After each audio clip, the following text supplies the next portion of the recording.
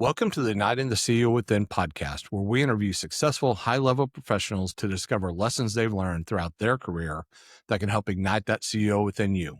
I'm Mark McFatridge, and I'll be your host for the next 15 minutes or so. Our show is sponsored by Quaid, a nationwide community of CEOs and entrepreneurs.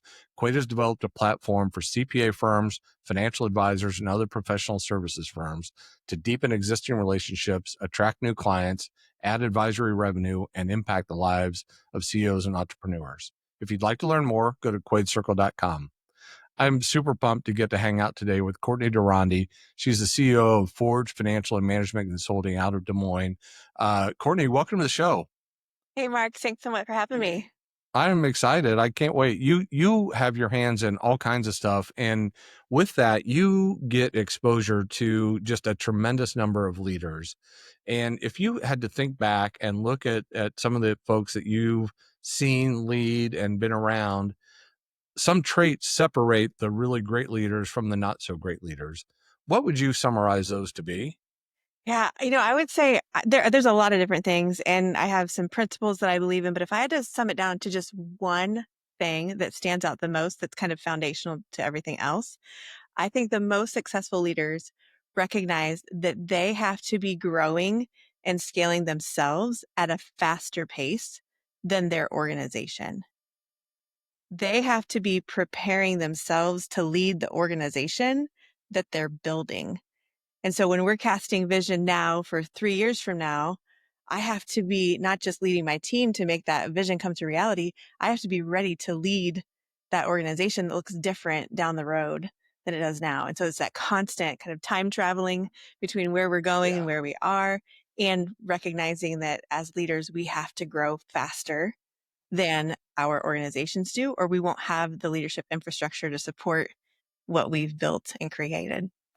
Of that. That's I hear a lot of different things, and that's one of the first times that I've heard that on this show, and I agree with it 100%. Uh, like a lot of things, that's easier said than done, right? Like Right. there's a lot that goes into that. Can you start to break that down of how do you do that? Yeah. Well, I think one of the things you have to do is first just be aware of it and recognize it, that because of this, it does require what I call time traveling. We have to be really intentional about knowing which lane we're in when we communicate and when we plan and when we execute. So most of our work as leaders at the top of our organizations is big picture vision, strategy, relationships, direction. So again, we're planning for what's coming and we're preparing ourselves to lead it, but our team is still living in today, and rightfully so.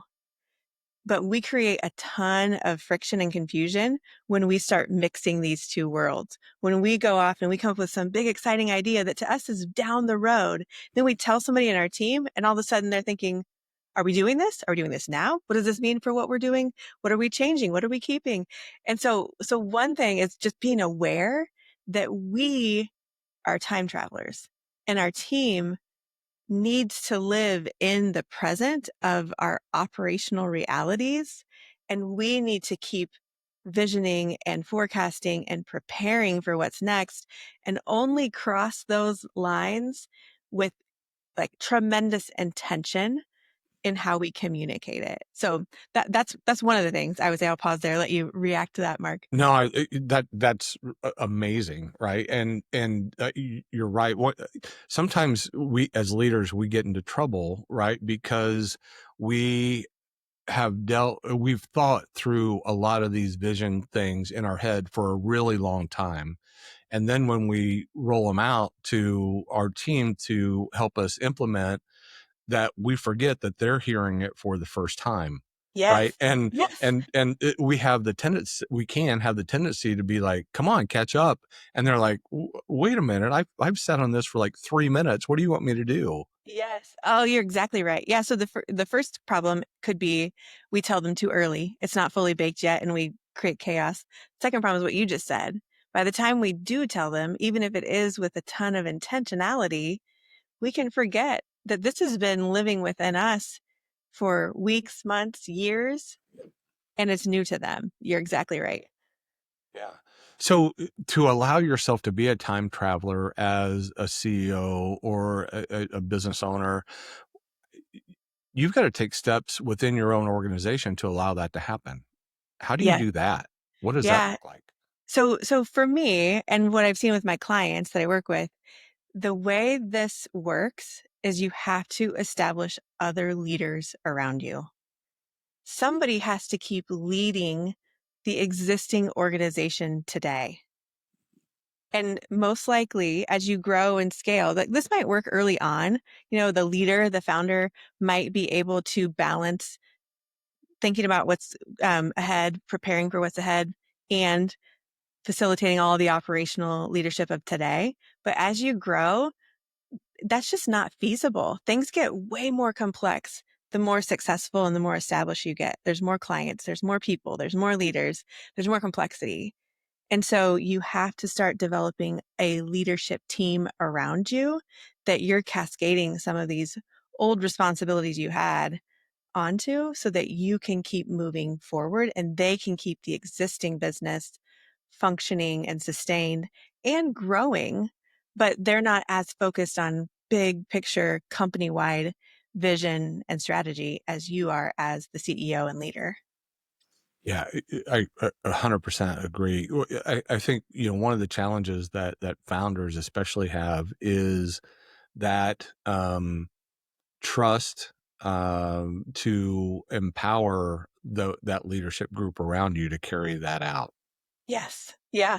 So what I have found is that most of us, when we need to delegate, whether it's a task or an outcome or an entire segment of the business, we go through this same cycle of designing what we think is needed. Maybe that's a role or a project or, whatever. So we design it. Then we delegate it. We give it to the other person and we wipe our hands of it and step away and say, thank goodness it's off my plate now. And then we trust that they can do it. We've given them the clarity, we've given them the authority, we're paying them to do this, and so we trust that they can. And oftentimes that doesn't work. There is a breakdown between the delegation and the trust, and then we get disappointed. Things fall through the cracks. These could be things that create operational inefficiency. It could put our brand at risk, our reputation at risk, our clients' satisfaction could be at risk. These are big things at stake when leaders and founders at the highest level of the organization start transitioning things to other people. So the stakes are high. And so what we've found is you can't just go design, delegate, trust. You have to go design, delegate, and then there's two things in between. That's verify and develop and trust. So you have to simultaneously be verifying that they do know what they're doing, that they are upholding your values, they are upholding what you wanted, they are aligned with vision, they know what they're doing. That requires verification, safeguards, and things to actually ensure that it's working. And then development, you have to continuously coach and invest in their development so that eventually you can fully trust them. If you only verify, you've just given yourself another job of checking everything that they've done. Right. If Right. you don't verify, things might fall through the cracks and the stakes are too high. So both of these things have to happen in between the delegation and the trust. I love that. Yeah, that's a really thoughtful plan. Because I'm simple-minded and from Indiana, I could only do four, so I came up with four E's, and the first is engagement, right? Which is talking and figuring out and kind of sharing where we're going and getting people excited and setting that stage. The second piece is the education piece, and I think where I was, it's here's where we're going, here's how we're going to do it, here's your role within it. And I think the testing piece fell in that for me. And Hmm. then it's the empowerment piece, and then the fourth E is in execution, which really is the accountability piece, where again, that check in, the hey, everything's going good, but then also them holding the leader accountable too for the things that they need to provide and so forth to get out. So you and I are really well aligned. Again, I'm just simpler, so I can only go to 4. Well, I only added 2, Mark, so Yeah, no, I know, but I mean, that's what, 33% more. yeah. I did that math in my head, by the way. So this is a big day. No, it's amazing. And so when you start working with leaders like that, how do you coach them and get them to start thinking that way? Because it's not natural, right? Especially when you're a founder and you've come up and it's your idea and it's your baby and all this stuff. How do you help them become aware that this is the right thing to do and the best way, the most valuable use of their time? Yeah. So primarily my work within Forge is through our group coaching program called Scaling Leader. And so that is workshop based. So we are immersing people in 2 or 3 day workshops where they are simultaneously getting their kind of perspective or their mindset shifted and implementing tools that they can use to diagnose what's actually happening and design what they want to do differently so they can go back into their organization and start driving these different results. And so that's really our approach is that I believe most leaders and founders don't need more information. They need to be able to mobilize and metabolize what they already know and understand. So if they listen to podcasts, they listen to audiobooks, they go to conferences and trainings, or they participate in masterminds, most of us, we learn all these things and they make sense, but we aren't able to actually install them into our organizations, into our leadership, let alone cascade them to our other leaders to move on throughout the rest of the organization. And so the primary way that we do that is in the structure of our program. And so when we're meeting for 2 days, over half that time, our attendees are actually doing the work while we're still there to coach and guide them. I do a little bit of one-on-one coaching that's kind of similar where it's implementation support. But overall, I think the main thing is that we have to connect the dots between something making sense and shifting our perspective. And then what do I actually go do now that can hold up against the realities of leading people and running a business and serving customers and growing and scaling? It has to survive the realities of running an organization. Yeah, I love that. It sounds like a wonderful program. Hey, this has been really good. I'm gonna go off base just a little bit and take you back to 21-year-old Courtney. If you had to think of one thing that you wish she would have known that you've learned over the years, what would that be? It would be not everyone thinks like you do, Courtney. And they shouldn't. That was a lesson I thankfully learned not too far past 21. I was probably, in my late 20s, I had a manager say that to me. Not everyone thinks like you do, Courtney. And I thought, okay, I'm not sure this is a compliment. And Right. what was meant, what I really came to understand was we all have different wiring. And we have to recognize that and really learn that these different ways of thinking and feeling and taking action are valid and valuable. But we got to understand that first, and then we've got to leverage it. I love that. Yeah, that's really good advice. I had an aunt who was a gifted and talented teacher tell me one time that life is about experiences, and that's a similar thing, right? Is the more you get exposed to different views and different people and different backgrounds and all that kind of stuff, the better off everything is. And it doesn't mean you need to transform who you are or what you believe, but that exposure makes you a much better, much deeper person, and you get to appreciate a lot more. That's really Absolutely. good advice. Yeah. Hey, okay, so tell us, share with us what a typical engagement with Forge looks like, and how can people get a hold of you?